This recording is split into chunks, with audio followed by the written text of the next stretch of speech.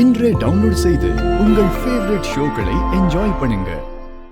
கேஸ்ல ஆஜரான உடனே ஜட்ஜு கிட்ட 3 நாள் பெர்மிஷன் வாங்கிட்டான்.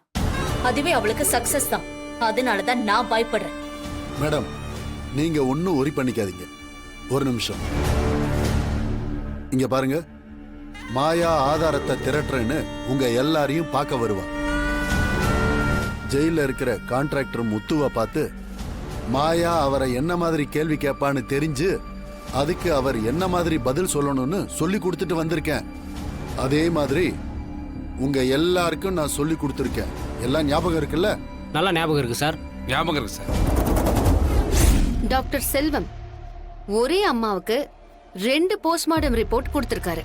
மெடிக்கல் காலேஜுக்கு ரிசர்ச்சுக்கு போக வேண்டிய கமலா அம்மாவோட பாடியை வாங்கி அந்த கட்டிடத்துக்குள்ள போட்டு கட்டிட இடிபாட்டுக்குள்ள இறந்ததா ஃபேப்ரிகேட் பண்ணிருக்காங்க.